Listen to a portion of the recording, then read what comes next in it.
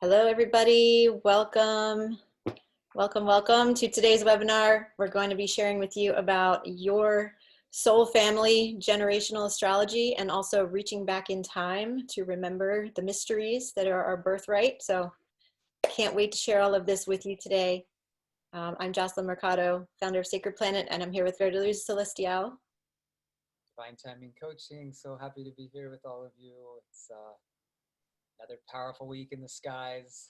Mercury went back into Scorpio, and we have Mars going direct this week. So it's a good time to take action and really move forward with things that we've been, meditating on, marinating in for the last couple months, really tuning into our desires about who we really want to step into in this next phase of our lives, Mars and Aries. So it's a potent week, and we've had Venus and Mars opposite each other, the god and the goddess in their home signs. So that could bring some friction to some relationships for sure, but it could also, they're in their home signs. So we're learning how the god and the goddess dance together and learn the art of balance and polarity and really listening with our hearts. So we're actually going to do a heart meditation today. So I'm excited.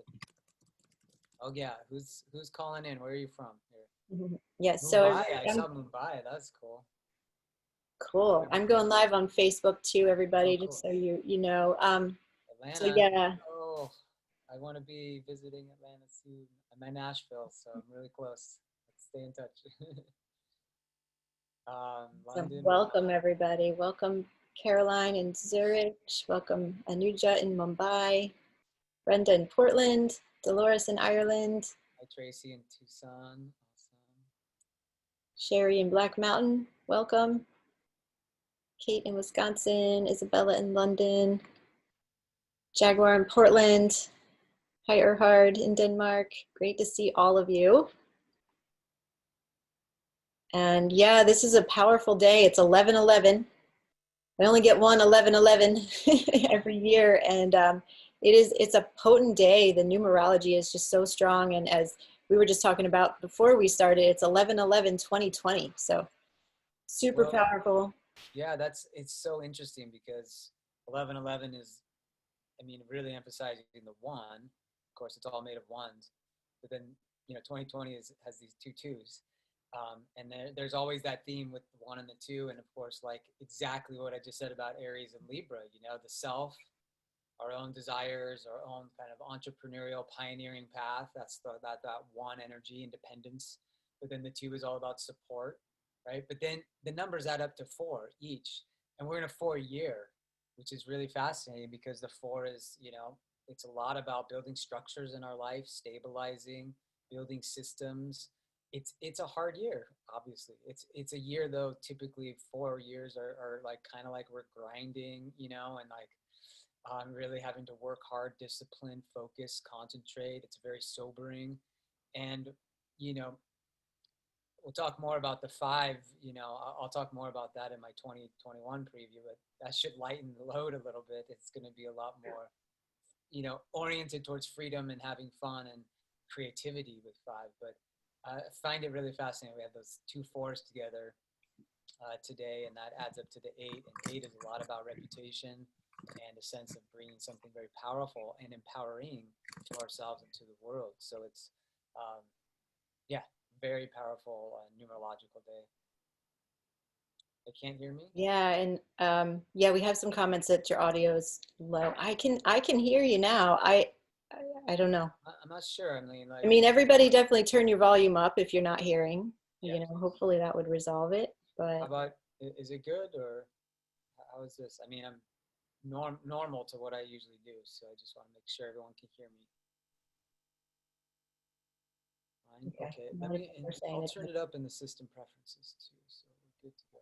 All right. Okay, I'm coming through louder than you. That's part of it too. Okay. Oh, that's why. There it is. Again, the input volume was down. That should change it. Oh, right yeah. That was a huge difference. Yes. Okay, cool. Okay. See, Mercury's in his shadow. He's been fooling with me more in the last few days than sometimes during the retrograde. I've been surprised. But yeah, so I'm sure everyone else has been feeling that shadow effect of Mercury, but I'm excited to dive in today. Yeah, well, I just wanted to add one thing about 1111. I just feel so strong intuitively for this 1111 that this is just a super powerful time to really connect with our vision, right? What we want to create. And we're going to do that in this call in several different ways, but to really connect with our own vision, but to be able to really strongly feel how that connects in with a larger plan, right? The higher intelligence of the universe, the larger plan that's unfolding through us, and see how our own personal vision connects in with that. So just give you that, everybody to ponder and think about as we move along here. And Carrie, we have the antidote to the Mercury hangover today. Just so you know. All right, we'll get you back up and running. Okay, so all right, let's do it.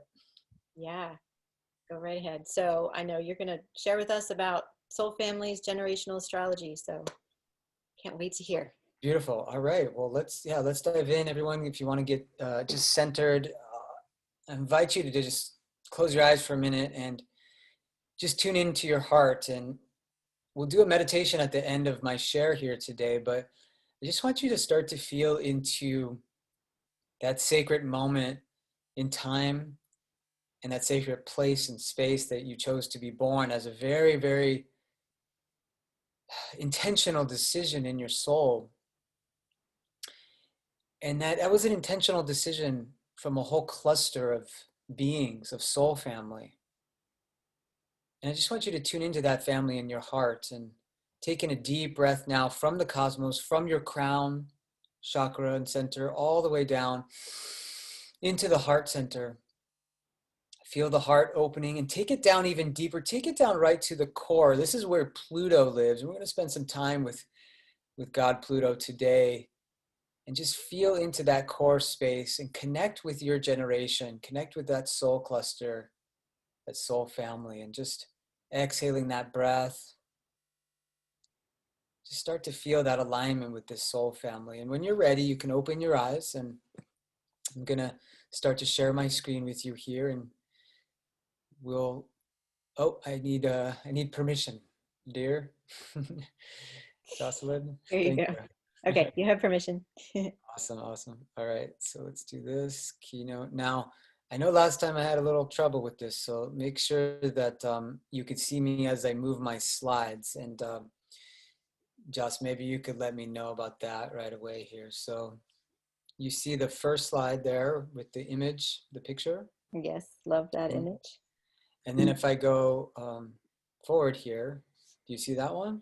Yeah, our lives are not our own. Cool. All right, well, looks like there's a little rogue energy down there, but we have, I wanted to show this image.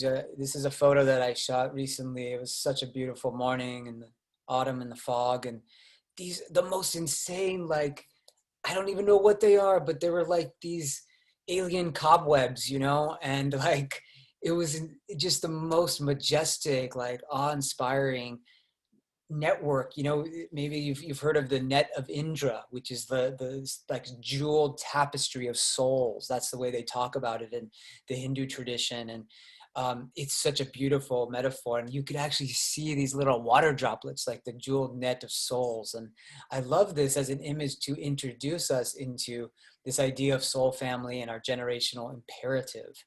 And I wanted to start with this quote from one of my favorite films. It's a book as well. I didn't read the book, but I love the film, and it's called Cloud Atlas the book by David Mitchell. Our lives are not our own. From womb to tomb, we are bound by others, past and present. And by each crime and every kindness, we birth our future. Wow. It's another way of saying that everything we do matters, and that it's that interdependence. I have this tattoo on my wrist, which is the knot of interdependence, knot of interconnectedness in Tibetan Buddhism. And this is also this idea that we are part of this soul family. And so in astrology, we have a number of planets, and they're called the outer planets, in addition to the planetoid called Chiron, which are all related to the themes of generational motifs or kind of an archetypal storyline that we carry, and it carries through for many years when a planet is in a sign. And so we are all kind of wearing the energy as a community of souls.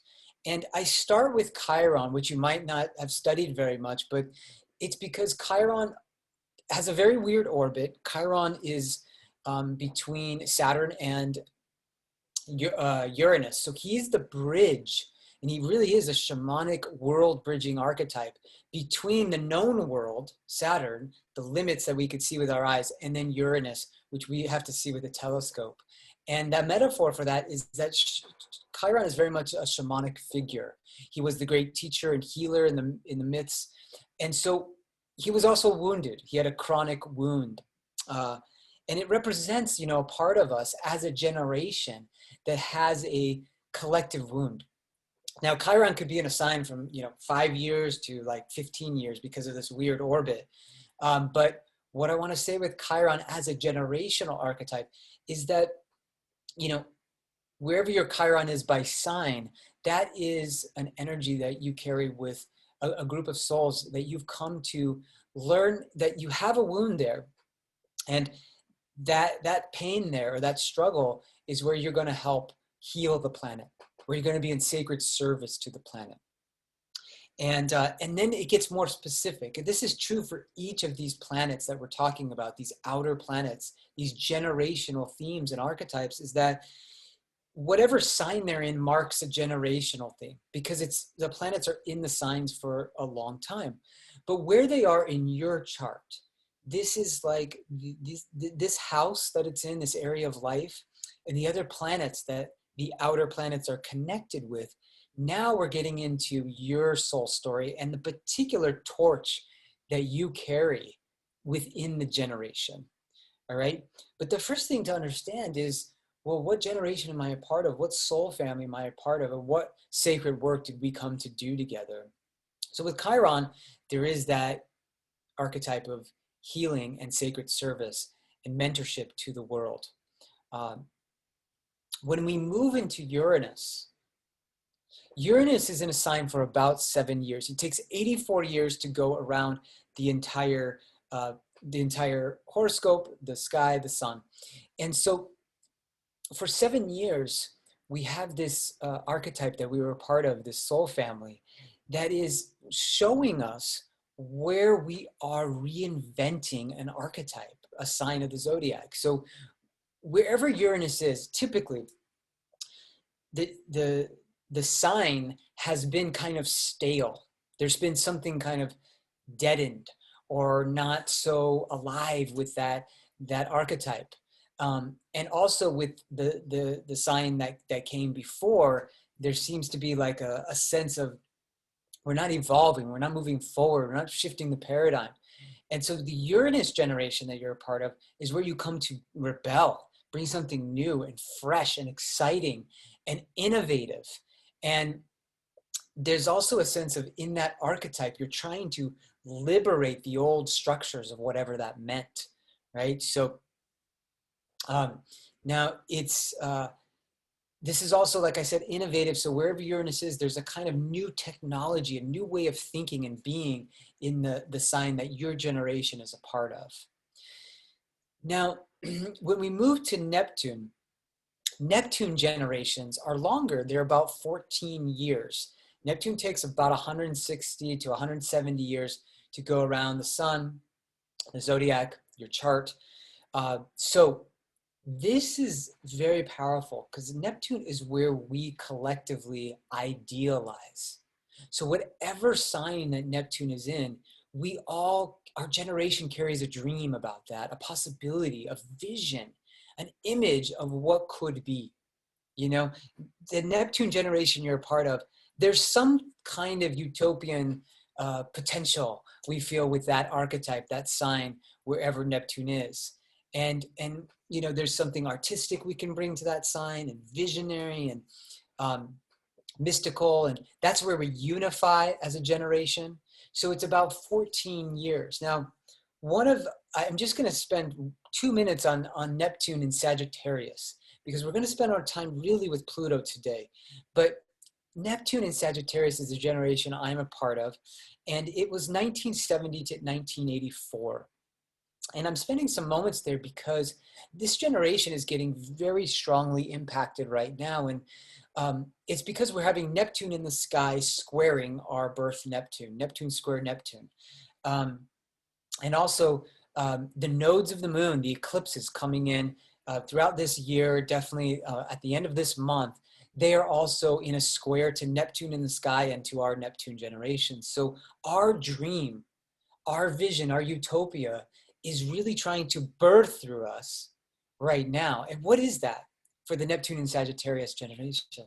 Well, we're the nomad, explorer, travelers, sages, questers, seeking, the possibilities of living fully in these exotic locations and sacred sites and channeling the wisdom from our star families, Sagittarius, the upper world journey. But we really hold a vision of what's possible. And we do have a sort of magical relationship and a very strong mythology, Neptune, that we carry with the archetype of Sagittarius, the teacher, the sage, and the guru. And we are here to bring something expansive and to really bring a philosophy that brings meaning to people's lives. This is part of why Jocelyn and I, part of this generation, have created the Bridging Dimensions Mystery School. We are here as a generation to bring a vision of kind of all the visions that have come before, like this kind of universal mythos. And so, bringing a new imagination to all the archetypes and the myths and the gods and goddesses that have, been throughout all of time. That's what we're doing. And it feels very ripe right now. I know a lot in this generation too are the writers of all these great trilogies and fantasy novels and, all these things that have become very popular right now. But I just wanted to mention Neptune and Sagittarius there. Now let's move to Pluto. Pluto is, wow, there's so much to say with Pluto. Now, I want to share with you what's called evolutionary astrology. Some of you may be familiar with it. That's my background. I began my astrology practice with evolutionary astrology, and Pluto is the core, of evolutionary astrology. Pluto represents the shadow realms. He was the god of dead, Hades. As a generation, it represents where we have, and this is a theme from Jeffrey Wolf Green, and some of the ideas from Stephen Forrest, who are teachers in evolutionary astrology, but that Pluto represents some of the separating desires in the soul, that there is an egoic hunger in wherever Pluto is in our charts. Now, the opposite position of Pluto when you were born, it's called the Pluto polarity point. And the polarity point of Pluto represents where you take the unconscious, right, where your soul has been sort of renewing and regenerating itself and going through this shadow work for lifetimes. And the polarity point makes that shadow conscious. It illuminates the shadow. So there's something called the Pluto Formula, which I'll share with you more at the end after we go through the generations.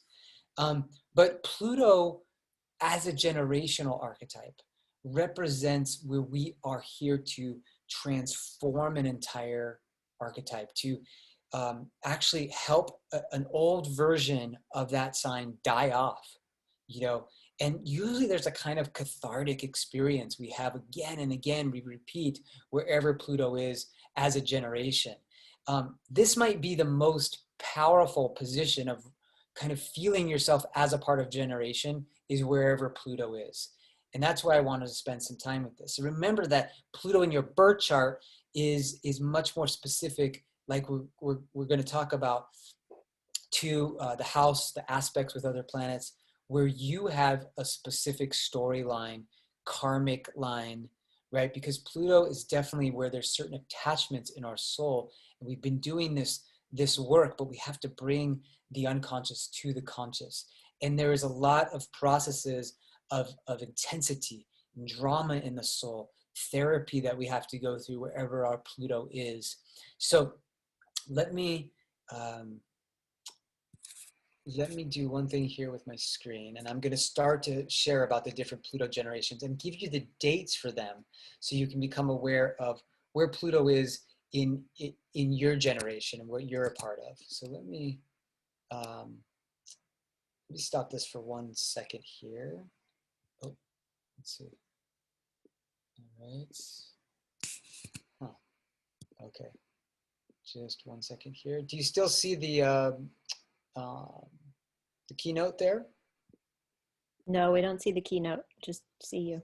Okay, let me just put that back up, and that should be right there. Now you probably see just my slides as well on the side, but do you see the keynote now?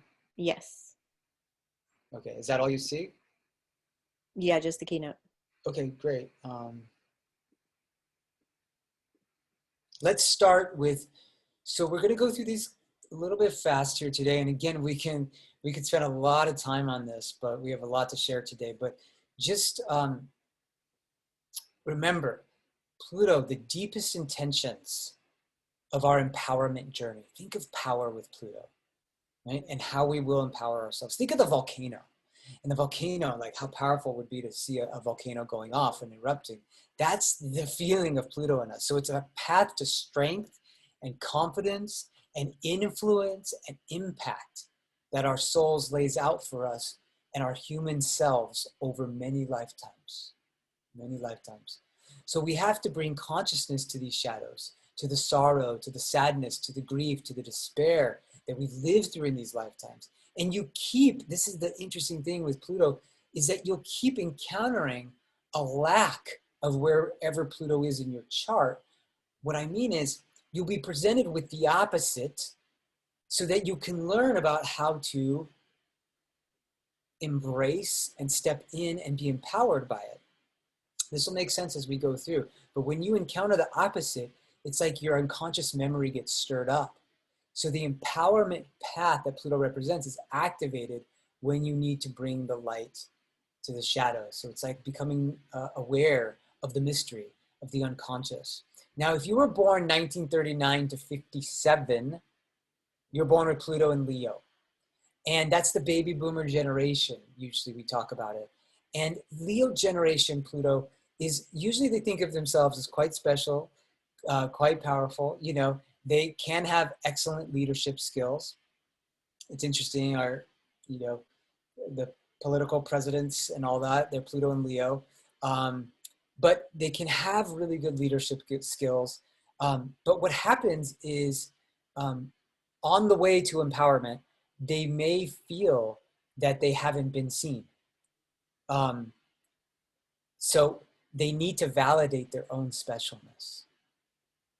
And they do that through creativity, self-expression, and being able to really say to oneself, I am worthy no matter what. So we have to shine our own light as the Pluto and Leo generation and not depend on others for that validation. Now, when we move to Pluto and Virgo, this generation was born between 1958 and 1971. There's probably a lot of Pluto and Virgos on this call. And this is very different than the Pluto and Leo generation. For the most part, the Pluto and Virgo is a more humble generation. They're more in sacred service to the planet. They're more aware of what's not working, right? Because their empowerment path is about towards improvement, refinement of the world. And they have a superior skill at working and kind of cultivating a sacred relationship to the earth. They have to learn about duty while they're here, sacred duty and devotion. And they're here to create order out of chaos. They want to build efficiency into the everyday, right? And to categorize things. I mean, these are the people that brought us things like Google and Wikipedia and YouTube and things like that, that kind of create the framework for all these other realities to live in. And of course, Pluto was in Virgo during the 60s. And so there is the idea of, you know, a lot of change. It's a mutable sign, right? And a lot of like Whole Foods and different stores that are very health conscious, those were born out of the Pluto and Virgo generation, the recycling movement, all of that. They can have a tendency to become workaholics, and anxiety can be really strong as they try to perfect themselves in the world. I think some Pluto and Virgos are probably nodding to that one. But here's the thing. They will find along the way in their life the structures, the systems that aren't efficient, that don't work, that need to be improved, so that they can learn how to improve them, right? They're really motivated to fix and repair and regenerate things for the betterment of all, to be in sacred service. Now, the Pluto and Libra generation, this is my generation, 1970, 71 to 84. A lot of this was called the Gen X, maybe a little bit Gen Y, but most of this was like Gen X. So Pluto and Libra, Libra's a sign of justice, right? Scales of justice, balance, harmony. So we see that this generation is really motivated to build relationships and to build a world that's built on justice and fairness and equality. During this time in the world, we had the women's rights movement, the gay rights movement. We also saw things related to relationships. Diseases like HIV really pop up into our consciousness. Libra, the sign of relationship. The idea from Pluto and Libra is to bring balance to the gender stereotypes in relationship and open up the world view on what men and women can do in the home or in the workplace, and really give a lot of new possibilities to what it means to be in sacred relationship without being codependent, which means that they will attract codependent relationships a lot of the time so that they can move and evolve and transform that tendency. Now, also, they can attract situations and relationships that are unfair, people that don't want to listen, they can't hear for some reason, unjust, unequal experiences. And this will help them understand what a healthy relationship could look like, how they could bring harmony, be a world bridger, be a diplomat, bring equality, and share and collaborate in a really conscious way. Now, Pluto and Scorpio, this is a very intense generation. Maybe you have some kids in this generation. 1983 to 1995, about that time period, 1984. Most of them known as millennials, some Gen Y. I mean, they are here to change the world by excavating into the depths of the soul and bringing about serious transformation on this planet. They're here to study the esoteric and the secrets, and to actually look at corruption in the power structures in the world, how people abuse power. They're also very keen on areas of society like genetics, artificial intelligence, just what it even means to be a human. That's a very Pluto and Scorpio question. And it's about going to the root cause of issues, this generation, not about the symptoms, you know. Very emotionally intense generation who will consistently attract trauma into their lives a lot of the time, so that they can actually learn how to be a healer. One of the archetypes of Scorpio is like the doctor, right? The shaman. So this is a generation also very deeply involved in ceremonial work, shamanic work, medicine work, but they're also connected with death, sex, all the taboo, all of those hidden realms that we talk about with Scorpio. They want to get to the truth. They feel intensely. They need to face shadows. And that means that they will probably find a lot of untruths. They'll unearth, you know, they'll go down in and find where people are avoiding the real cause of an issue, where emotional depth is not being dealt with, and they are they're gonna force the issue, right? And sometimes that will be like these intense cathartic experiences. Oftentimes this generation has shame around their desires as well. Shame is an archetype here. Should I say shame myself for a desire? Should I be repulsed by my desires? So investigating, facing the shadows, this is a very powerful generation.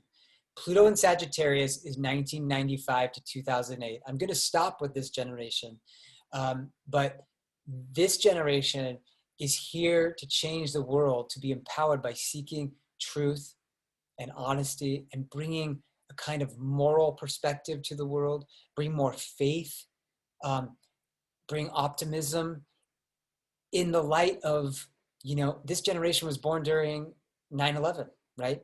In the light of a lot of world that seems meaningless, right? This is a generation that they may attract in pessimism so that they can find how to cultivate the optimistic, the glass half full kind of energy. So cynicism, nihilism, pointlessness will come at them so that they can recover inspiration and a vision of what's possible. The lens of Sagittarius is about developing faith and belief and hope. And that's that perspective that Sagittarius can bring. So, all right. So,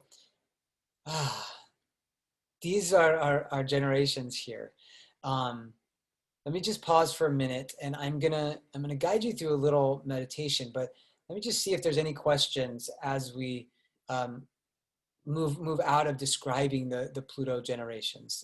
If there's maybe one or two quick questions about that. Let me look up the chat here, or maybe, let's see. There's a chat. Where did it go? There it is. Cool. Yeah, all four of my kids. So true. Pluto and Sag are my kids. Rainbow kids, very visionary. Absolutely, yeah. And I mean, quickly, Pluto and Capricorn, the new kids, they're all about, look, seeing the structures that don't work on the planet. It's going to be a lot of systems reforms. So they're growing up with like the US and what that represents starting to crumble, a lot of like all of the old institutions dying off, and they're going to be the ones wanting to bring accountability, managerial skills, responsibility, and real true authority into the world and their life. So, all right, so here is, well, before we do this, let's just tune in for a minute, and I'm going to invite you to close your eyes. I'm just going to guide you through a brief meditation. I want you to feel into. You want to touch your heart with one hand, and I just want you to feel into the generation that you're a part of. Really connect. Imagine this circle around you, the circle of souls. Just taking a deep breath from your crown down into your heart, and hold the breath at your heart. And feel this alignment with this soul family and this sacred work that you've come to do together as a community of souls.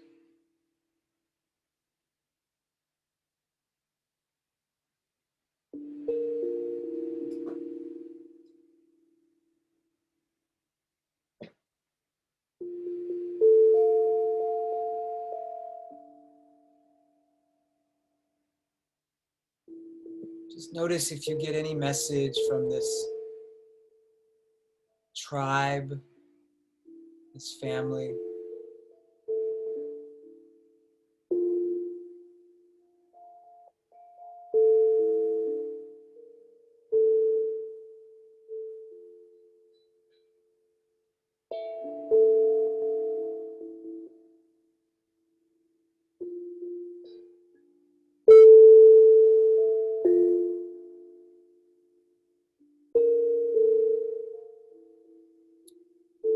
Maybe there's a message about your sacred role with this tribe, this soul cluster, that's emergent for you at this time. The torch that you're carrying forward as a member of this holy community of souls.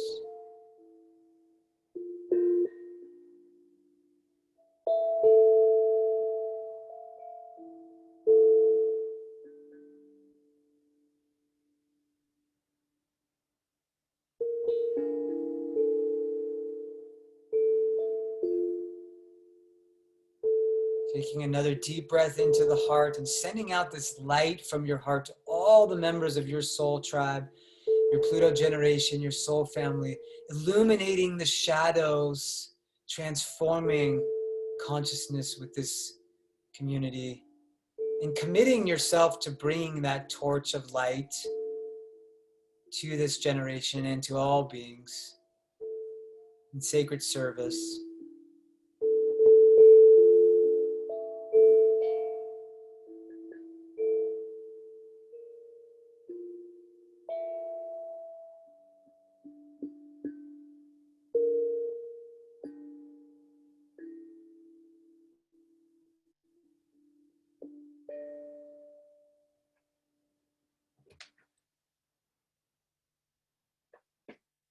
So taking in another deep breath.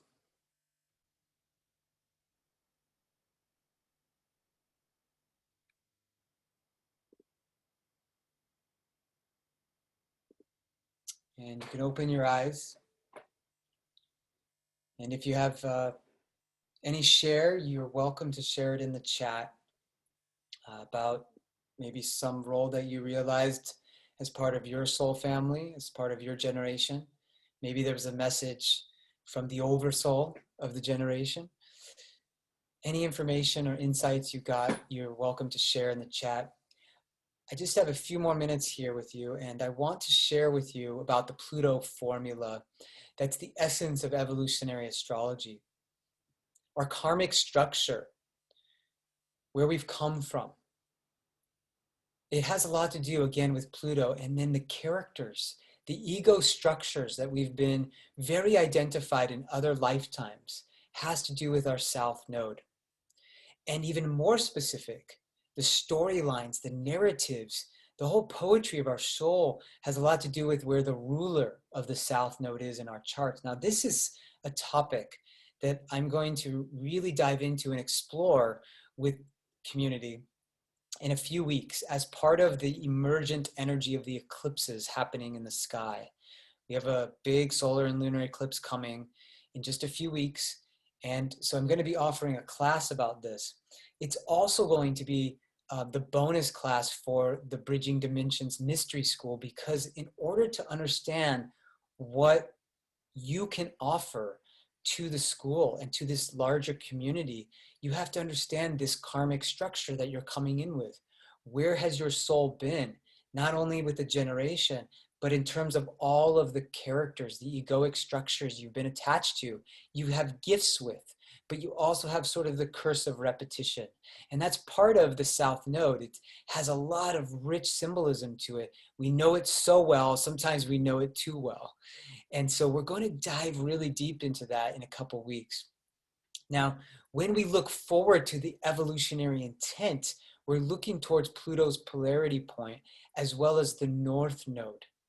The North Node, this is the hunger in the soul. This is the dragon's head, as opposed to the dragon's tail.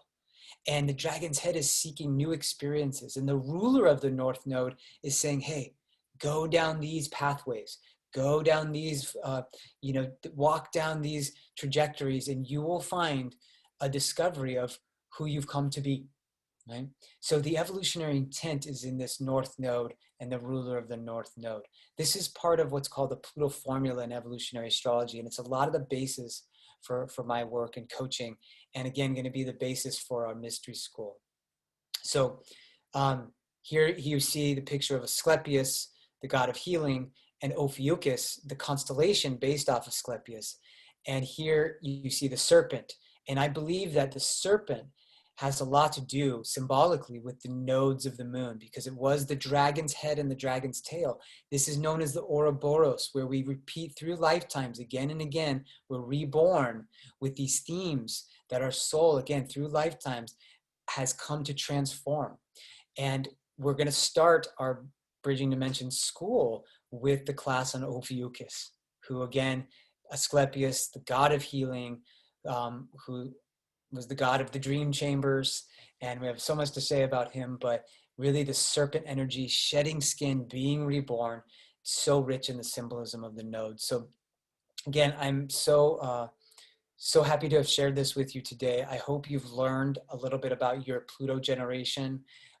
Again, there's so much more to share, but I know Jocelyn has some really powerful journeys to, again, go deeper into the soul and excavate back to the core of who we are. Thank you, VerDarLuz. This is so powerful about the generations and our generational imperative, as you were speaking about. So thank you. Thank you for all of this. Let's see, I'm going to share my screen. So if you would start sharing, that would be awesome. And we have lots of really beautiful comments from people from what they experienced during that meditation. So cool. Garrison said, I envisioned myself as a bridge. I was holding the hands of two generational groups. I was in the middle of two instead of the center as one. Oh, wow. That's beautiful. Yeah, really powerful. And that's what's so cool when you study generational astrology, because, you know, your Neptune generation might connect to somebody's Uranus generation. And there's this interesting link going on there, but there's a different purpose to that time period that you were born. And it's really fascinating when you start to put all that together. And so, yeah. Yeah, I love what you said here, Aaron. Love is my purpose, removing barriers in myself and others to source love through us. Really beautiful. So yeah, thank you for these awesome shares, everybody. Thank you. And thank you, VerDarLuz, for this powerful information. And your webinar that's coming up, what do you have the date for that? It's likely the 24th, I think, of November. Okay. It's like Tuesday before Thanksgiving. Okay. So whatever that is, and illuminating our shadows, karmic astrology, past lives, and the soul's evolutionary journey. Okay. Well, I know that's going to be really amazing. So everybody mark your calendars for that. And if you're in the mystery school, you'll be able to attend that for free. Definitely. So really wonderful. Okay. Thank you so much. And well, everybody, so I'm going to share with you about our mystical birthright, going back in time as far as we can know what humans were doing, and then moving forward from there and really looking at what can we learn about who we truly are, what is our birthright, and what are we designed to carry forward here in this time of tremendous change that we're living in. So let me share my screen with you.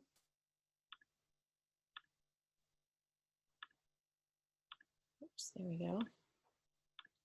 Okay, and can everybody just say, or just a few people say yes in the chat if you can see that? It's a PowerPoint slide. That would be helpful. Yes, a bear. Okay, good. Yes, bear and vulture. Okay, wonderful.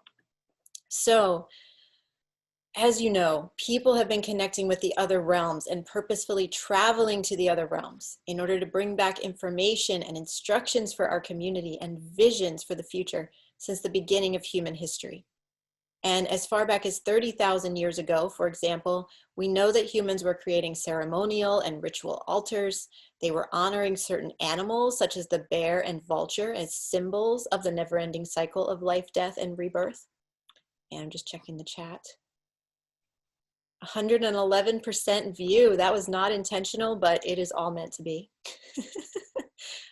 Very cool. Thanks for noticing that, Brittany. Really cool. And people were also creating paintings of people drumming, shamans going into trance states, people turning into animals, and many other shamanic and shape-shifting activities. And so at the core of this activity, from tens of thousands of years ago up until now, there is one constant that we see again and again, which is celebrating, ceremonializing, and honoring the mysteries, especially the mystery of immortality.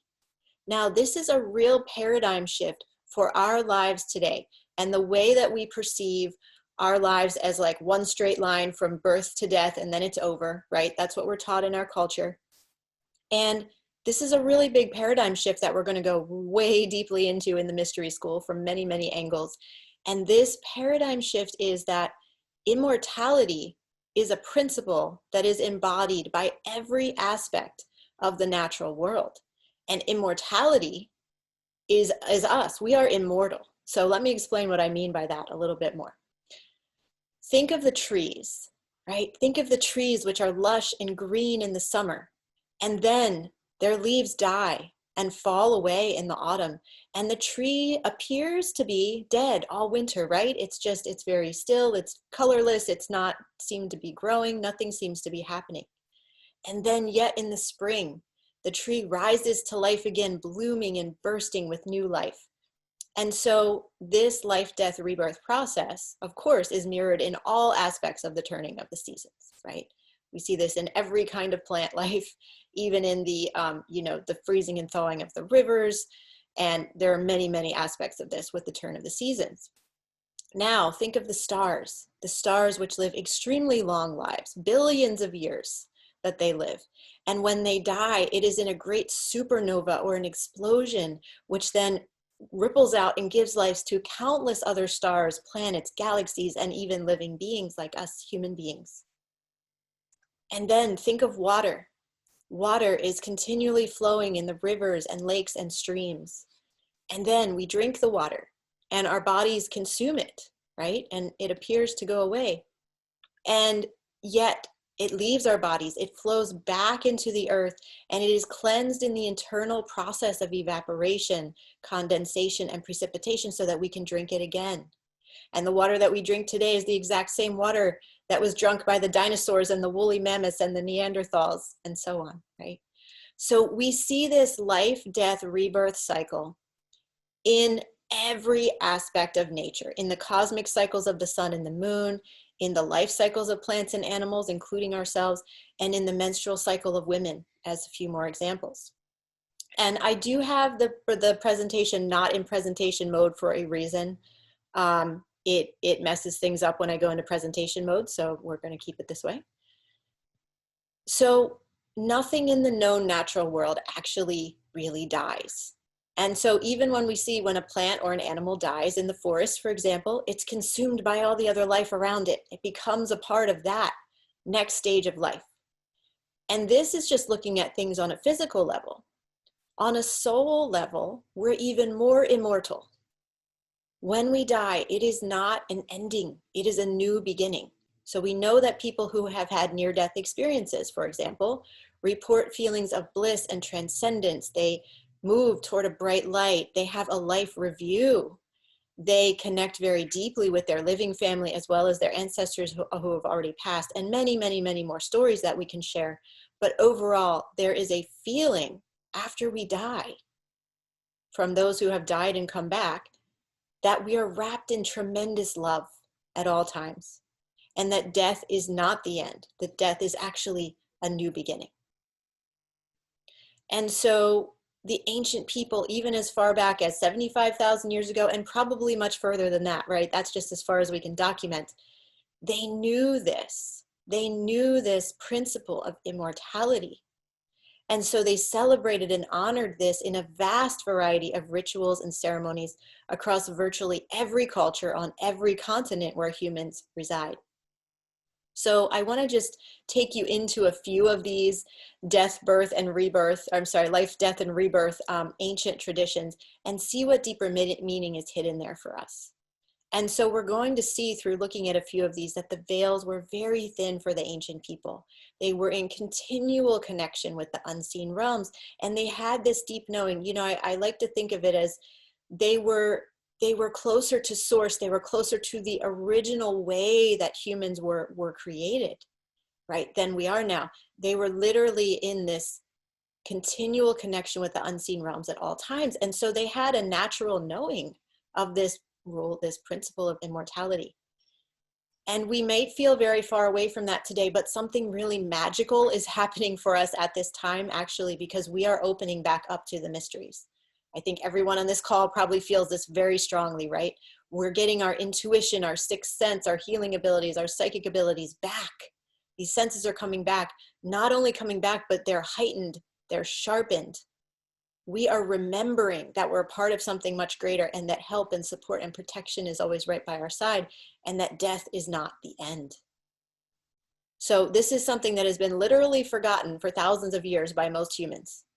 So it's really big that this is coming up back right now. And we are so blessed and fortunate to be living at this time when the unseen realms are opening back up to us, when the mystery is wanting to be revealed to us and through us once again. We are the ones that get to dive back into what's real, what has been real all along, but just forgotten because we humans have been a little confused.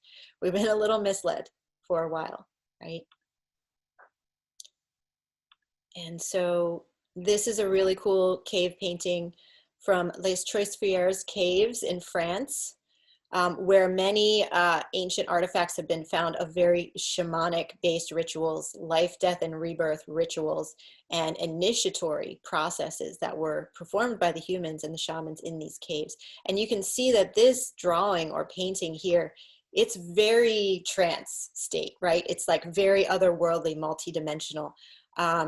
You know, we can surmise that this was about hunting and that this was about abundance of the animals, and maybe the crossing out, you know, is about the animals being taken and being consumed, but we don't know for sure. And what we do know is that it's certainly very, very multidimensional, very otherworldly, and kind of a trancey image, right? Now, in one region of France, there are many of these caves in France where we found really incredible ancient artifacts. And in one region of France near Losel, there's been found an apparent shrine containing bear skulls dating back to 75,000 years ago. And the bear skulls were very carefully and hermetically sealed into the cave walls. And so this symbolism of bone and skeleton is that symbolism of death and rebirth, and central to the ancient practices of shamanism. This is something that Mircea Eliade writes about in his books. And so many of our discoveries of these ancient artifacts have been in these caves, and we see percussion instruments with bone drumsticks. We see flutes made of perforated bird bones. We have found bird top staffs and horse head top staffs, and all of these are believed to have been used for shamanic ceremonies connecting to the other realms. And so here in these caves, deep in the womb of the mother, the people held their sacred gatherings, celebrating life and death and the eternal rebirth. Now, this is the Venus of Losel. And what is really interesting about this particular piece of sculpture, piece of artwork, is that she holds a horn here. Now, the bull's horn is also a mirror of the shape of the crescent moon. And as we know, the moon continually is being reborn, growing, becoming full, and then dying away again, and then coming back as the thin crescent to grow again. Not only that of the crescent shape, but she has 13 notches there, right? So this is showing, and here is the woman's body, through which new life, new human souls emerge. So this is an image portraying the connection between the moon and the woman, right? And the 13 moons are the 13 months of the year, and then the 13 menstrual cycles that the woman has in the year. Next, we have this incredible goddess of Hayuk, right? And so she's sitting here, she's seated on a throne here. This isn't, don't know where that came from. She's seated on this throne, and she's flanked by lions. Now, this is a theme we'll see coming up again and again in all of these ancient artifacts, is the goddess flanked by lions. And so this was also a symbol of life, death, and rebirth. Now in Hayuk, this is from about 5500 BC. We find a society that was matriarchal, with the women holding leadership positions.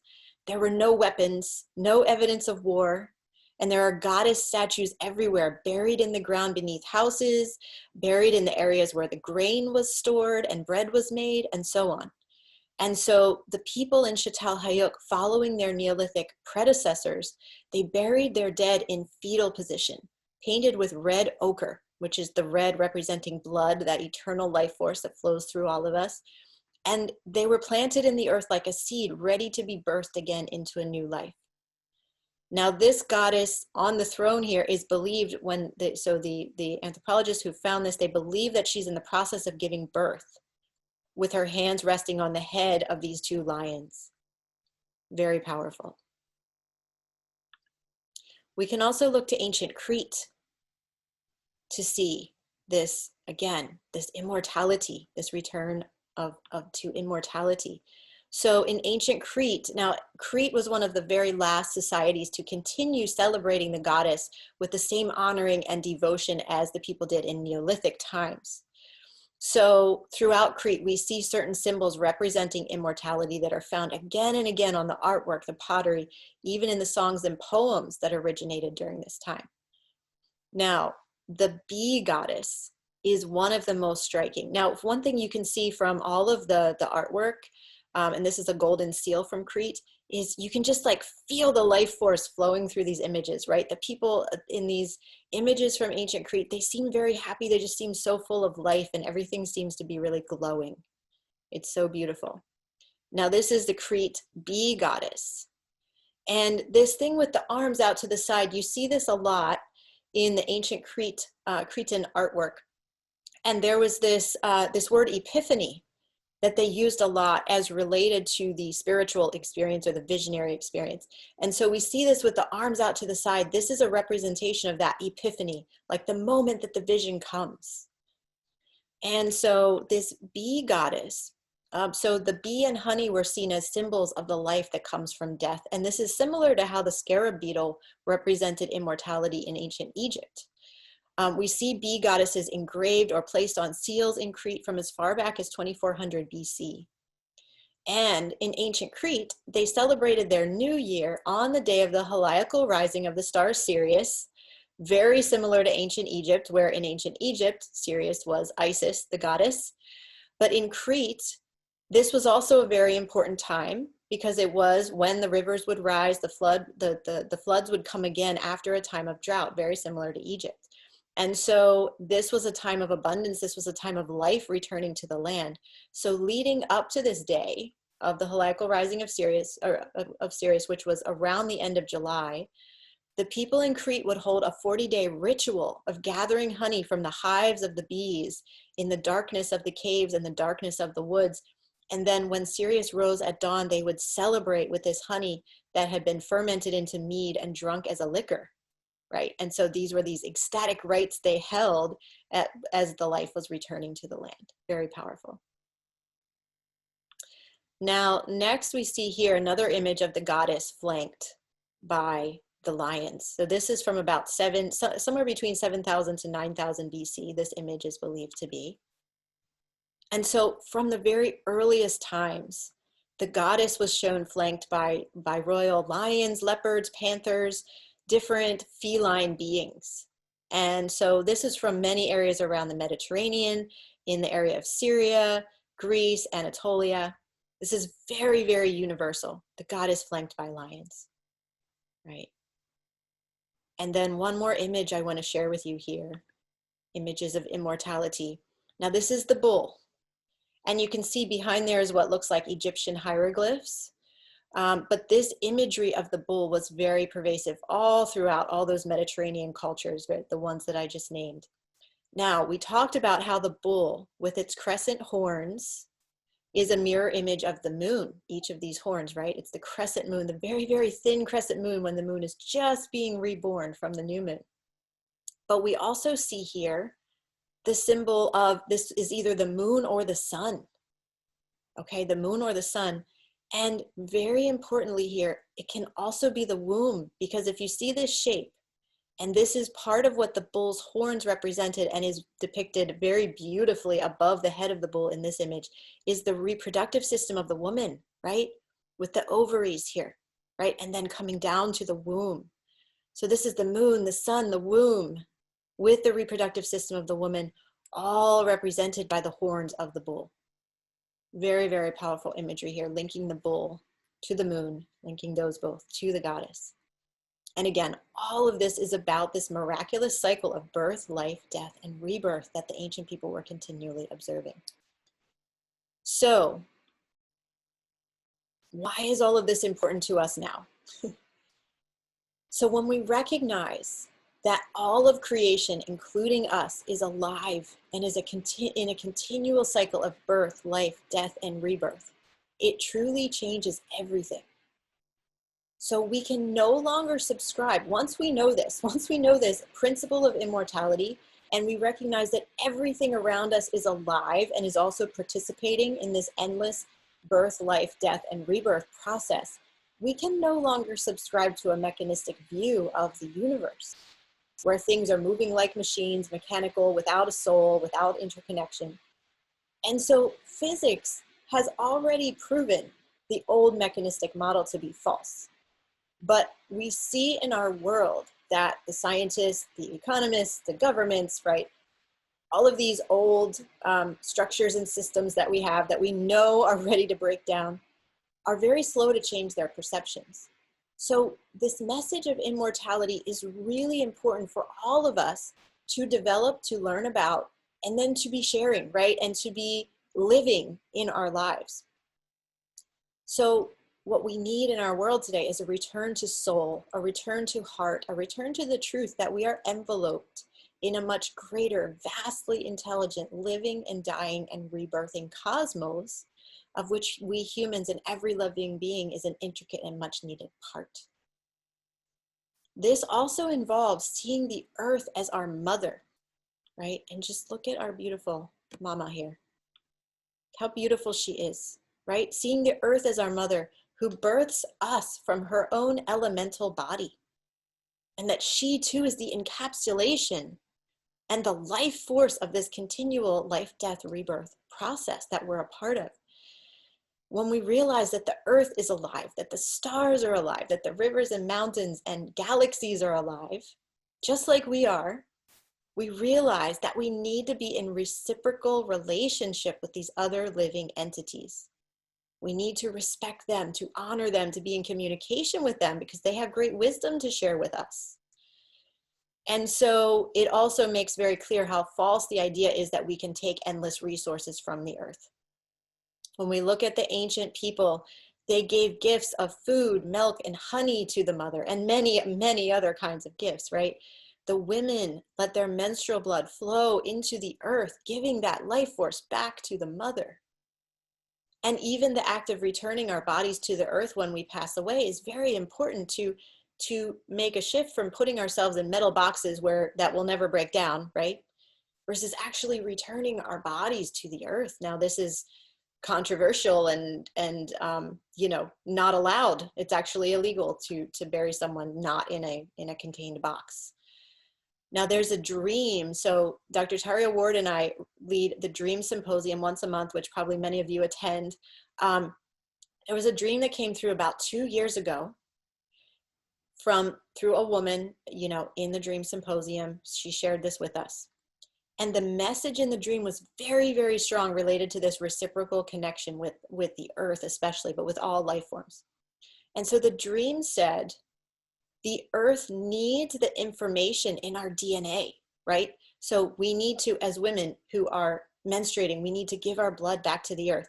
And even when we brush our hair, right? Or when we clip our nails, we can give the hair and the nails to the earth because the earth needs our information from our bodies in order to know how to help us. And she's not getting that information anymore. Right? So if you think how the ancient people lived so close to the land, and if a hair fell out, it would fall straight to the ground. If the women were bleeding, it would go into the ground. And that's not happening anymore, or it's happening only very, very little. And so we need to rebuild, recreate our relationship with Mother Earth, which was clearly one of the most important points of sustaining life for the ancient people, was this reciprocal connection where we give gifts to the mother, we give food and milk and honey or whatever it might be to the earth, so that she will give us the grains that grow and the animals that we can eat to sustain our bodies. We need to return to that. You can see I'm very passionate and fiery about that. It's so important. It's so important to return to this. And so also when we embrace this, knowing that everything is alive, and that we are enveloped in this eternal immortality cycle, we can no longer subscribe to this strictly linear concept of time that runs our world, in which everything lives its life and dies at the end, and that's final. You know, it's so false. It's just so lacking the magic, right, that we know is true. And from that model, that strictly linear model, that's where we get the concept of endless growth and endless profit and thinking that we can do that. But instead, we need to return to this recognition that we are all part of a very circular and cyclical construct of time. And maybe all times are happening at the same time, in fact, right? So endless growth and perceiving life as a linear process is very false and misleading. So we were brought up under these false ideas. It's hard for us to even realize how deeply ingrained these illusions, these false ideas are. And so we need to very consciously work to release these outdated illusions about how reality operates, how nature operates. And when we can do that, the more and more that we can do that, it's going to change everything. Because our entire reality that we see is created by our perception. Our perception of what's real changes how we speak. It changes how we behave and the actions that we take. So as we change our perceptions around how reality actually operates, reality will then begin to operate in a different way. So, you know, we can't create the new world while we're still subscribing to the concepts and dogma of the old world. We must truly change ourselves from the ground up, from the very basis of our belief systems and what we hold true in order to build this new future that we've been longing for. We must return to our birthright as human beings, what we've been seeing here in these images today, which includes a reciprocal, connected relationship with the natural world around us. It includes a recognition of the mystery of immortality and recognizing that we do not ever die. We only change form and come back, and we're born again. And it includes a renewal of our deep connection with the unseen and imaginal realms, the shamanic work that I know many of you, probably most of you on this call, are called to. Connecting in, receiving instructions from the vast intelligence that the earth and our cosmos and our guides very willingly want to give us. They're continually trying to communicate with us, right? We just need to open up and receive it. And this new future also includes the ability to go far beyond what is evident from our basic 5 senses and embrace the world fully with all of its magic and mystery and miracles and synchronicities, embracing all the paradox, embracing all the light and all the shadow. It's all important. We can't push away the shadow. The shadow's not bad. It's part of us. It's part of what we're here to work with. And so all of this is, of course, what we're going to be diving into in the mystery school.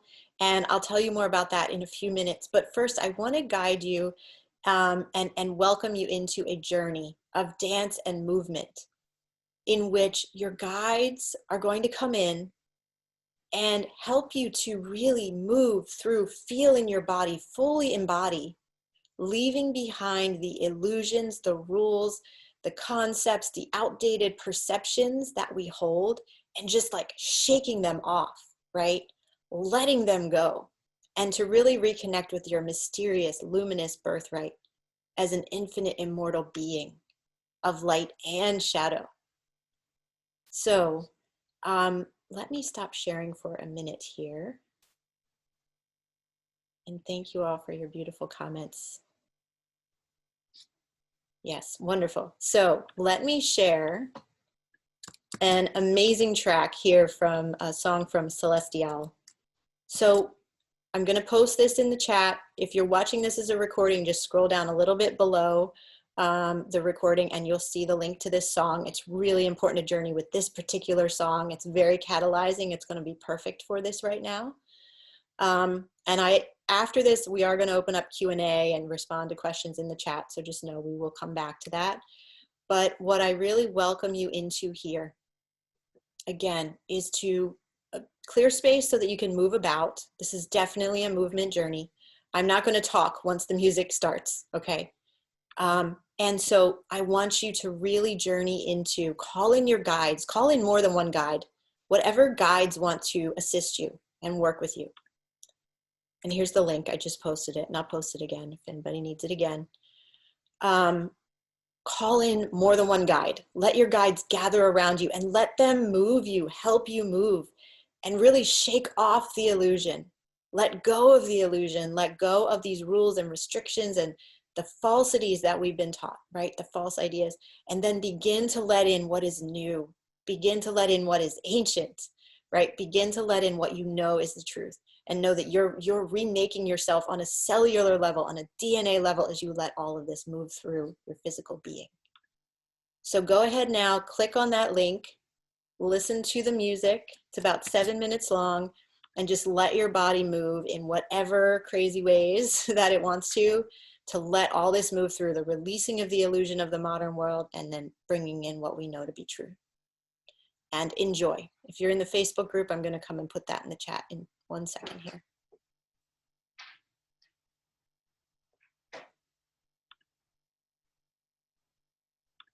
And I will share an image.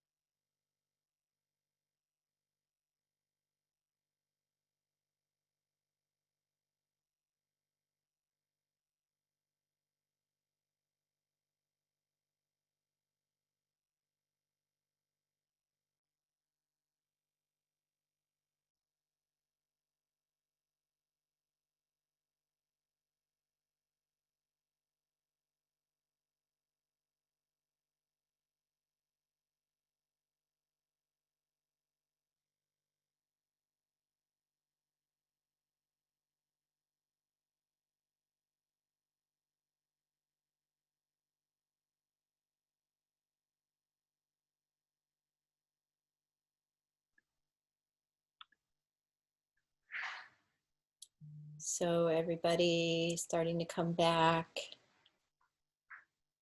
thanking your guides for leading you in this movement journey.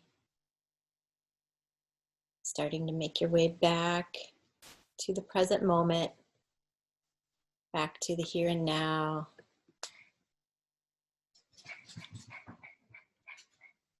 And as you come back, if you, whatever came through, if it feels important, definitely write it down. Get out your journal and notebook and note it down, write down messages that came through, insights that came through, whatever it might be. This movement journey, shamanic journeying like this, it's very much in the dream space. So be sure to write it down. I don't want you to lose it. It can fade quickly. And also, if you would like to share in the chat, please go ahead. We would love to hear what your experience was, what came through to you during that. Sanveen says, I saw a diamond shape on the end, which was spreading outwards. Wow. You know, Sanveen, the diamond is one of these ancient symbols that we see again and again engraved and carved and painted around the goddess. So that's really beautiful.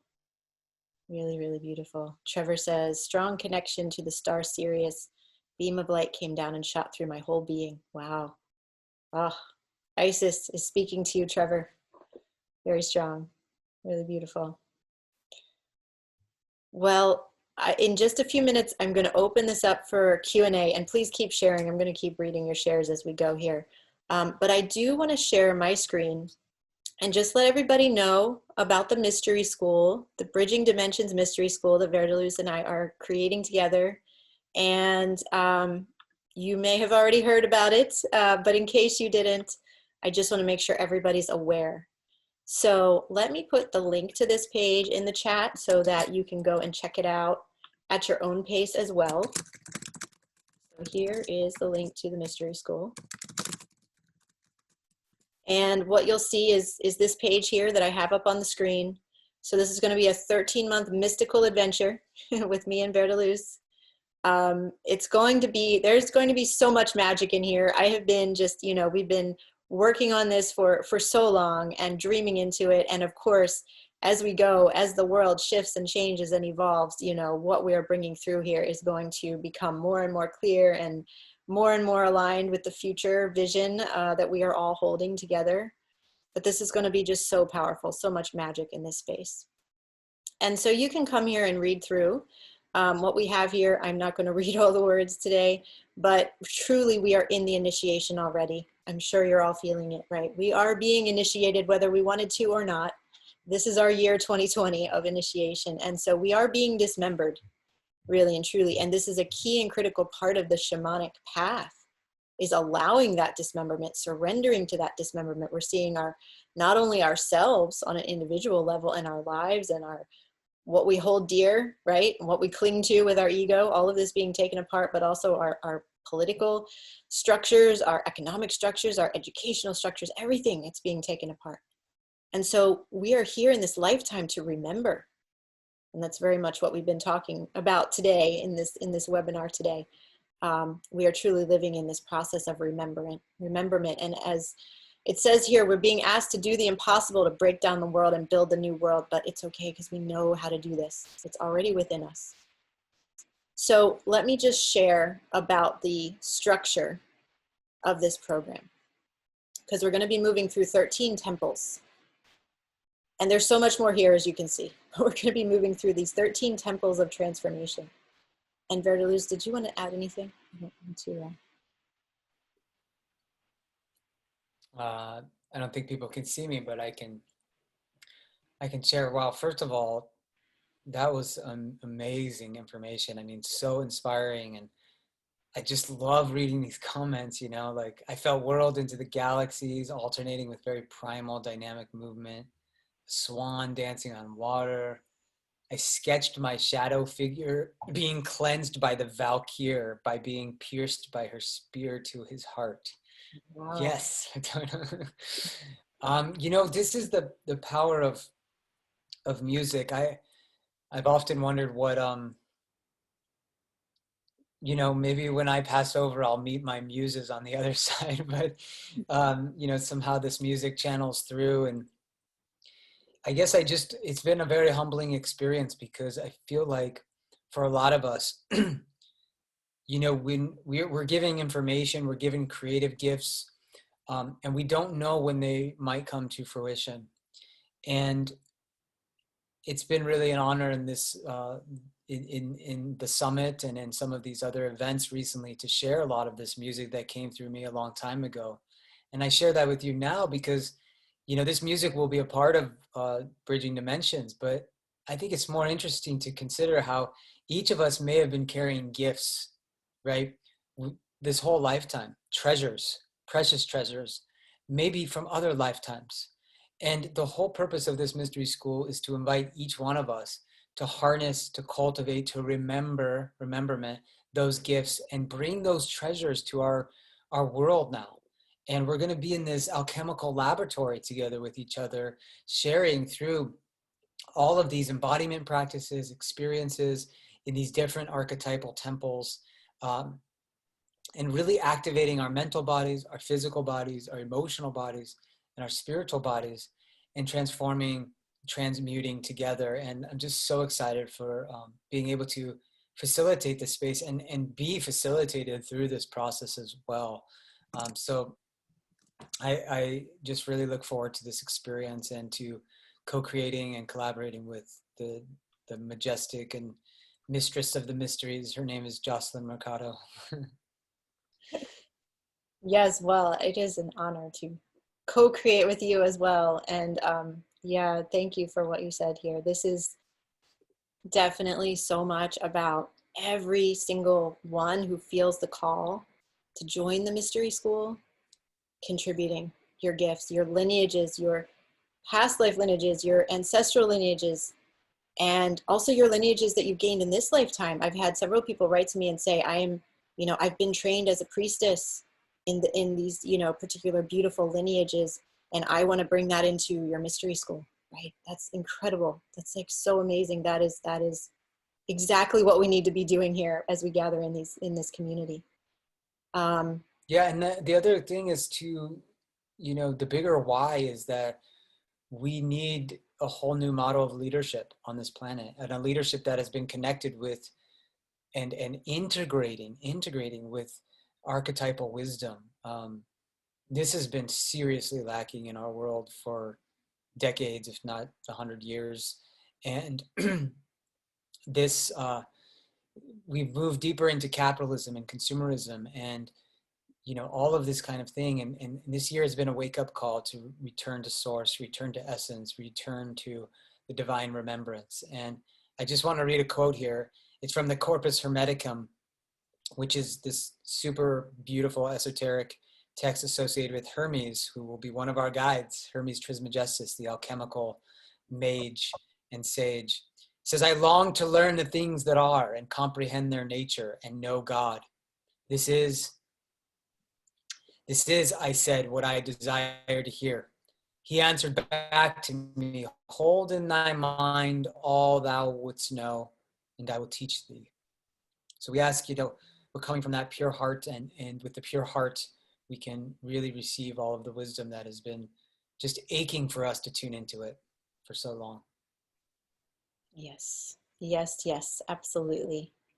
And yet so much of it is about, really letting go of these false illusions that are so deeply ingrained in us, as I was saying a little bit ago, because it's going to truly change everything when we can release those. More and more of us let those go, allow our perception to be changed to what is true, which is all of this mystery, all of this magic, the synchronicities, all of the light streaming through, right? It's so powerful.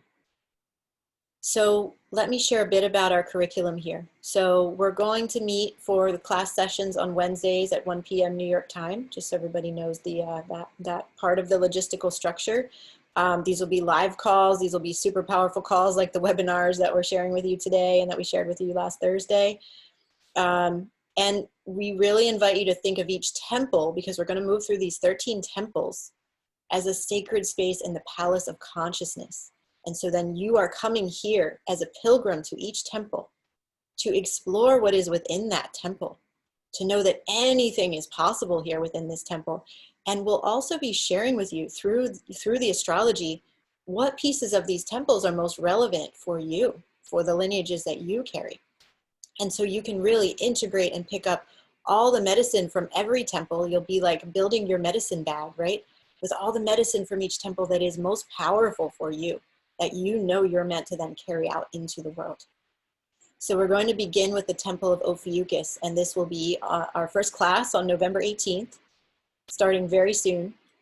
And so you can see in each temple, we're going to connect with certain gatekeepers and guides. We're going to have certain very profound practices for you, and experiential practices, as well as, you know, journaling, as well as writing, as well as experiencing this beautiful music from Celestial. There will be so much. We're also going to be incorporating visual astrology, which we are both super excited about, to have you, invite you to actually go out at night and look at the stars, right? Not just looking at a chart and seeing where the planets are on a piece of paper, but going out and connecting, right? Allowing the light in your eyes to connect with the light in that star up there. And really receiving the wisdom from the stars in that way, and from the planets. It's really powerful. So that will be a part of every temple. And we're going to move through the year. So then we'll move into the Temple of Sagittarius. Now, one thing that's important to note is we're starting out in the darkness, right? This time that we're in, which is Scorpio and also Ophiuchus, this is a time of the shadow. And this is where we must begin this journey. As we said, we're already being dismembered, right? So we begin in the darkness, and we're going to do a lot of exploring around in the darkness here in this autumn time in the Northern Hemisphere, right? And really powerfully see what is there for us. So I invite you to come to this page and explore the temples, see what else is here for you that really draws you, that really speaks to you, right? Look at our gatekeepers and guides for each temple. You can look forward to connecting with all of these amazing beings from all different dimensions as we move through. Also, every temple, we're going to journey to a sacred site on the earth or possibly elsewhere, sacred sites that will hold keys for you on your journey in alignment with the archetype of this temple. So, you know, you can scroll through here, look at all the amazingness that we have in store for you. It's going to be really. Yeah, I just want to make a comment too that, like, you know, this is a very intentional journey that, as you'll read about, what I realized when I first came into astrology was this level of astrotheology, which is the mystical level of understanding the archetypes of the zodiac as a journey, an evolutionary journey of the soul. And this is why this is a very intentional journey, beginning with Ophiuchus, because it's, you know, Ophiuchus is the serpent bearer, Asclepius, the god of healing, which is really all of our potential to be healers. And I mean healer as the sense of the word to make whole, right? And we're all here to remember who we truly are. That's part of the Pluto formula as well. When we learn about the North Node and our polarity point, it's how we return home to source. So we have separating desires, we have returning desires. One of the great mystical teachings is that, you know, when we make this, that the evolutionary journey of the soul is an intentional journey. We have to consciously move through these temples of transformation. We have to choose to embrace the highest potentials of the planets and where they are in our charts as like invitations for us to really step into a higher vibration, the highest vibration of our soul's work. And that's what we want to do here together, is really teach you how to do that and bring all the mythos and all of the experiences and embodiment practices and journeys to help facilitate that process. So every month is very intentional, you know, to channel the energy of the sun, the solar hero, the shamanic journey that will be going on every month of where the sun is. And it is an evolutionary story. And we're going to bring all of the sacred and esoteric information and insights to help you bring that wisdom and then bring it out into the world in a way that can really practically serve everyone at this really critical time. Yes. And we're going to be looking at the mysteries from 5 perspectives, right? 5 mystery schools really within this one, right? And so that is the stellar mysteries, the solar mysteries, the lunar mysteries, the earth mysteries, and the underworld mysteries. So you will be approaching the mystery from all of these different, really incredibly potent angles, right? And journeying in these different ways, spending time in the underworld, spending time with the moon, seeing what the moon's message is for us, and so on. So yes, so much that we want to share with you here. And very important too is when you emerge from this mystery school, right, you will be a priest or priestess of this Bridging Dimensions mystery school, right? And you will then be able to carry this wisdom and share this with others, right? It's really important to know that this is an important part of what the mystery school is all about, is empowering you then to go out and share your own lineages and what you are taking from this lineage with others. That is how we change the world, of course. So I'm going to move through these temples here because I want to share something that is really important, even besides the investment part. And that is that we are really welcoming both men and women to dive deeply into the mysteries with us. And so there are a lot of programs out there that are for to develop women as a priestess, right? That are taught just by women, that are really meant just for women. And this is really a space where we are bringing together the sacred masculine and sacred feminine, both together as teachers, right? And as guides. And also we want to welcome everyone into this school, right? This is not only for one type of person or anything like that. So if you're a man and you're considering joining, please, reach out to us. We would love to have you join. And also, VerDarLuz, would you like to speak about the power of this for partners, for couples to attend? Yeah. One of my biggest soul awakenings and journeys over the last 10 years has been around Tantra, Neo-Tantra, and sacred sexuality. And we want to be able to bring some really beautiful, very connecting, very intimate practices as well each month that are part of the temples.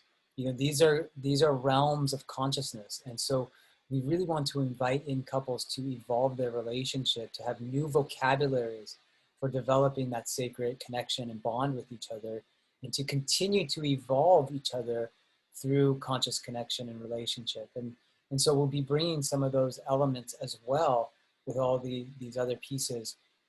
And it's a beautiful structure where we have a couple classes each month, some assignments in between, the music, and there's just a lot of integral elements that I know for me over the years that's what's been so attractive. And that how we learned is through correspondences. Some of us learn in different ways. And when you can start to see that these temples are living inside of you and everything that you experience every day, it just makes it very palatable. And we want you to really walk away, each day like so alive with these energies just pulsing through you and able to share them, as Jocelyn was saying, moving from this initiate, novitiate state into someone who can really share these mysteries with others. Yes, definitely. And so if you're considering joining and you would like to join as a couple, let us know too, because we have special pricing for couples that are joining. Of course, it's for, it's for everyone, right? So if you're single, just come on in, right? Or if you want to join, but not with your partner, come on in. But if you do want to attend as a couple, that would be really beautiful and incredible way to go really deeply into your relationship together. And your area of focus or deepest study may be the goddess tradition. It may be astrology. It may be, sacred sites. And we welcome all of it. We welcome all of it. Like, you don't have to be adept in any of these areas yet, but you will be adept in many of them as we go through. And that's the journey, because we're all bringing our medicine. Everyone is a medicine carrier into this experience together. And that's what we're excited about, that everyone can feed this process, that it's not like a top-down dominator consciousness experience. This is going to be a very interactive journey each month where we can all contribute in a really powerful way. Yes, yes. Every one of you are the heroes of this journey, and we're really structuring it that way. So I want to share with you the pricing for those who are wondering. So there are two different levels. Now you just join at one level or the other. You don't have to buy both. Both levels are fully comprehensive and standalone. So the first level is what you see here, and this is the full 13-month program. So you will receive all of the perspective shifting live class sessions that we're going to have together. You'll get the audio and video recording of each one. So if you can't attend live sometimes, that's totally fine. You'll get all of the beautiful practices. We're going to share guided shamanic journeys, collective healing prayers, channeling, astral travel practices, embodiment practices, guided breathwork journeys, so much more. And then VerDarLuz and I, of course, are going to be on live. We will be coaching. We will be working with you individually in the group setting during the live part of each class. We'll offer a lot of deepening exercises and additional resources in the form of, additional books that you could read, videos you can watch, music you can explore, all kinds of additional resources that are, if you want to dive deeper into any specific topics, you will have an abundance of ways to do that. And then we're going to have our private, which is a non-Facebook, Sacred Planet Academy online portal. And that's a discussion place for you to be in community with all of the amazing people who are joining this school, and really form those connections and collaborations and even projects together. Who knows what will come out of it. That is a really beautiful community space where VerDarLuz and I will be in there, active as well. So this is $25.55 if you pay in full upfront, and there is also an installment option. Now, if you want more one-on-one support, there is level 2, which is everything that you saw above there, but you will also receive 2 60-minute coaching sessions with VerDarLuz. You'll receive 2 90-minute one-on-one sessions with me. You'll have all of this one-on-one time with us in addition to everything that you're already receiving in the mystery school. And so if you want to opt in for that customized one-on-one support, that is $37.77 if you pay in full upfront, or there is an installment option as well. And you can use these sessions as you need throughout the 13 months, right? Whenever you would like additional support, or if there's a special topic you want to go deeply into with me or deeply into with VerDarLuz, then you will have that available in these one-on-one sessions. And so we have, when you come to the page, and I'll put this link in the chat again, for the page, you can come here and you can see the payment in full options, and then the installment plan options. They are all available right here. So I think with that, we can go to the Q&A. Here is the link again for the Mystery School. Put that in the chat. And so and one thing is that, I mean, we don't know if we will be offering this again, or how it will emerge or morph in the future. So, I mean, if you're really feeling the call right now, really, I just want you to tune into your hearts and, really connect with your guides about this, your allies, and ask, is this the right step for me? But we are just so excited to offer this now, if it's the ripe time. But we don't know if we will be offering it again. So people were asking about that. So this is the journey. And yeah, it's a serious commitment. It has to be, because it's this story, it's this narrative of the soul. And so interesting that, the word soul is connected with the sun, and, in Spanish, and that we are taking you through this evolutionary story. But it's not just the sun, it's the stars, it's the moon, it's the earth, it's the underworld, the earth, all of those elements that we talked about. It's really like all of these different mystery schools in one. And I think that Jocelyn and I are both very holistic teachers, and that's why we would get bored if we were just doing it in one of these realms. So we have to do all of them. Yes, yeah. Very multi-dimensional. Yeah. In all directions. So yeah, questions. There is a question here from Erica about, are we meeting only twice a month? And so I smiled when I saw that, because the amount that you're going to receive every time that we meet is going to be tremendous. Yeah. It's going to be a really, really deep journey every time. And so you will need the 2 weeks to integrate it all. And it will be really good to have the 2 weeks in between, so that you can work with what you've received. And as I said, integrate that into your being, read on any additional materials that you want to research into, do the practices more and more, and fully embody the archetypes that we'll be sharing each time. So yeah, I think that it's going to be a really beautiful structure with the 2 times per month, and you're going to receive so much, everybody.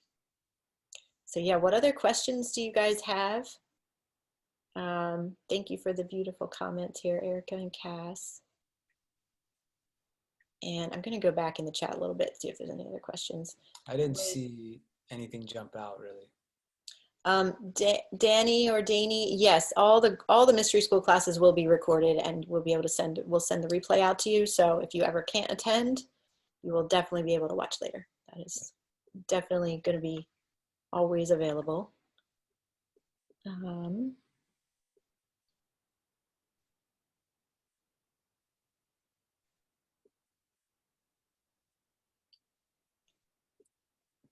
Let's see. And I know, so Ejna is saying here, the day of the week won't work for me.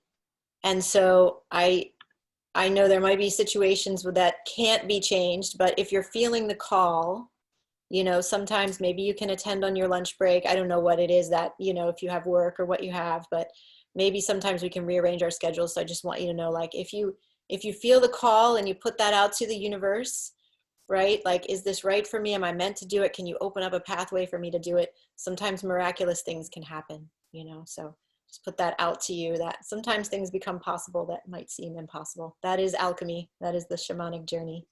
Caroline, yes, the PDFs, like the slides that Jocelyn and I present, absolutely will be in the course material that you'll get and in the online school. Yes. Becca has an interesting question about our animal companions. Have we shared lives with them before? I definitely believe so, Becca. I am very connected with animals. I have a lot of animals in my household, and and always have through ever since I was a little kid. I definitely believe that, and I think that we are interconnected with our animal companions. They're part of our soul family that we keep coming back with. You know, some of them are just as precious to us as our children and grandchildren, you know, so it's I definitely think those soul connections extend out to the animals. Yeah. Kathy is saying, can we use the recordings to show to others? No, we definitely, you know, this is proprietary material, so if you've paid for the class, then of course we want you to receive fully from that. But this is not something that we would want you to use our recordings to teach anybody else or share with anybody else. You would want to develop your own program to go out and do that.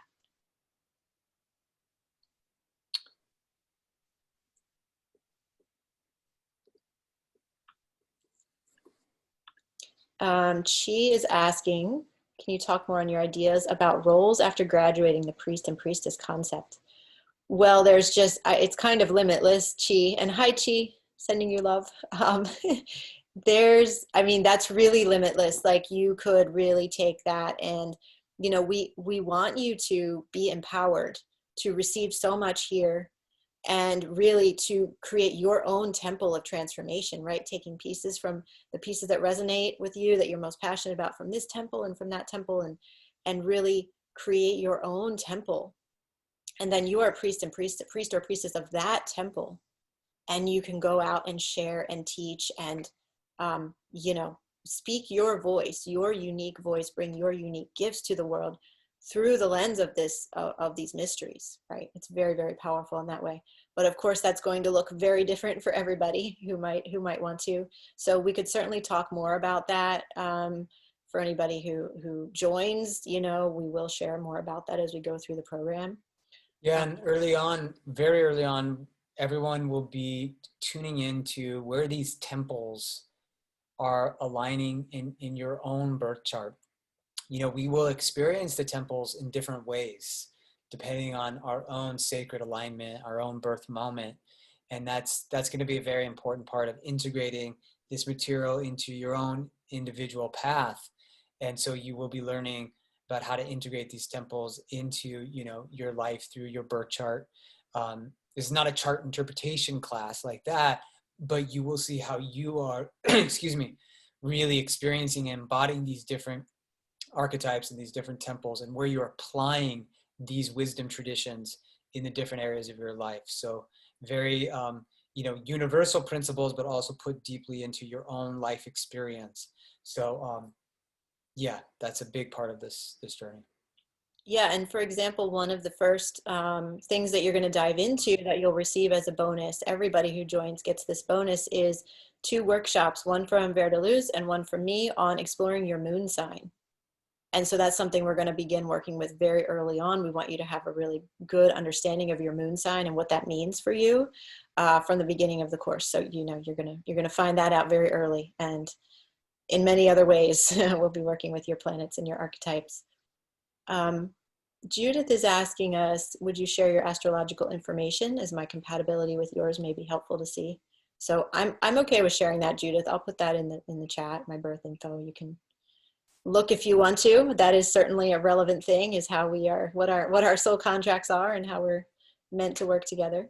So Anveen, there are definitely going to be multiple meditations, shamanic journeys, and initiatory processes every month.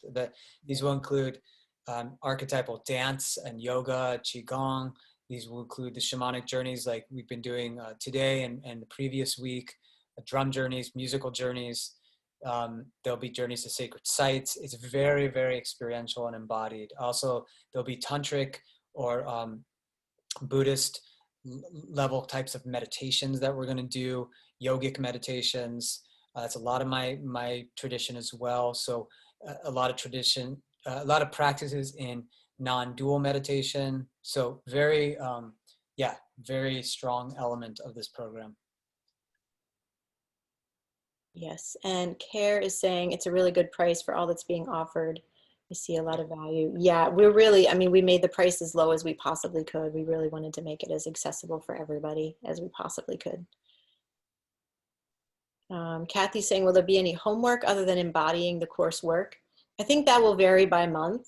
We are going to share and recommend rituals for the 8, the holy days and cross-quarter days throughout the year.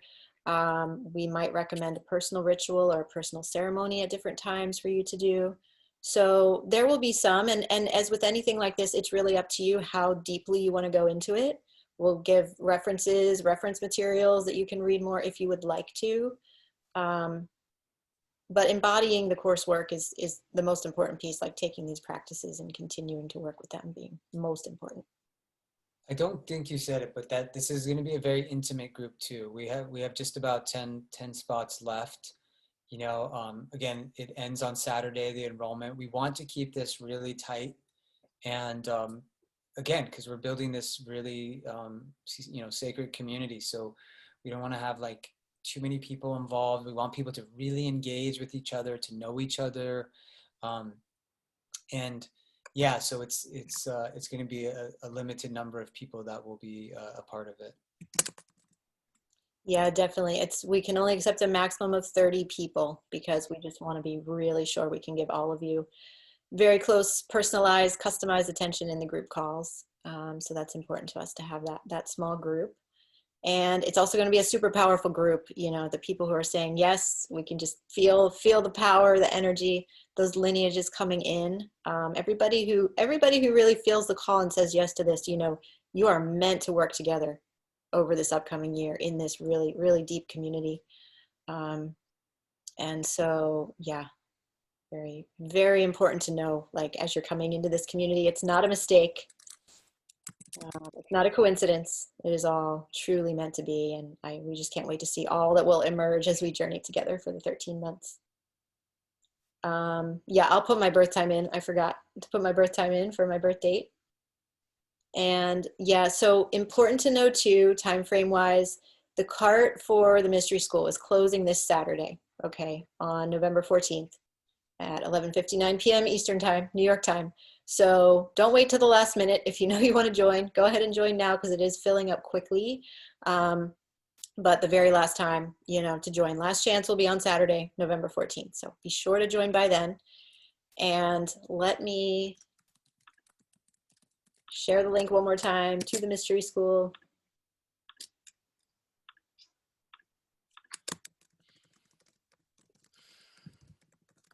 Go there, check out all the structure, check out all that we'll be sharing, and just click the buttons from that page to join when you're ready. And let's see. Okay, well, I'll put my birth time in here.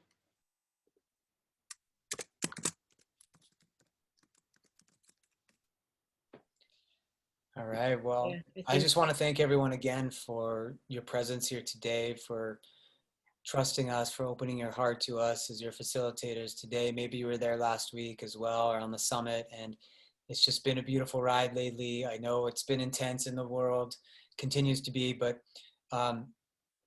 you know, all of us are stepping into our passive leadership. And I do want to remind everyone, we have Mars going direct on Friday. Is that right? Yeah, Friday. And it's really time to take some decisive action on the direction we want to go in our lives. You know, we've been meditating or marinating on these themes for 2 months now, and even a bit more. And I feel like as we move into the next year, we really want to get activated, motivated, and driven into our passions, and really what's going to make us stand out as our unique, authentic selves. You know, and so this is really a really potent time to take action. So if you're feeling the call, let this Mars direct coming in on Friday really carry you into the mystery school and beyond, and everything we're going to grow together. And if it's not at the right time for you, we absolutely understand, and we hope you'll tune into any other offers that are coming, like the class I'll be offering in a few weeks. I hope you'll tune into that, because the eclipses are always the most intense time of the year, if you can imagine more intensity than we've been in. But yeah, that'll be exciting class. But definitely thank you again for showing up today and acknowledging yourself through our journeys today.